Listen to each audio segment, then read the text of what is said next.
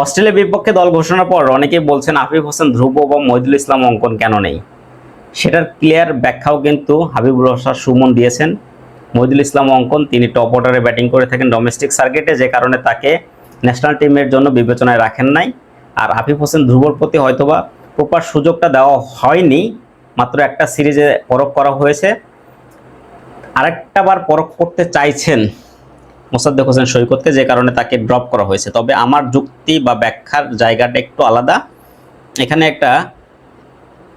একটা বাড়তি সুবিধা দেওয়া হয়েছে মোহামেডান স্পোর্টিং ক্লাবকে, কারণ তারা দুইজনই মোহামেডানের হয়ে ঢাকা প্রিমিয়ার লিগ খেলছেন এবং মোহামেডানকে চ্যাম্পিয়ন করার জন্য হয়তো বা একটা বাড়তি সুবিধা দিয়েছেন তারা। যদি নাই দিতেন তাহলে ন্যাশনাল টিমে স্কোয়াডে রাখুক বা না রাখুক, বাংলাদেশ এ টিমের স্কোয়াডে মহিদুল ইসলাম অঙ্কন এবং আফিফ হোসেন ধ্রুবকে অবশ্যই রাখা উচিত ছিল, কিন্তু তারা কিন্তু কোথাও নেই, তাদেরকে কোথাও রাখা হয়নি। তার মানে সুস্পষ্ট এখানে একটা বাড়তি সুবিধা দেওয়ার চেষ্টা করা হয়েছে এবং এই কাজগুলো আমরা এর আগেও দেখেছি।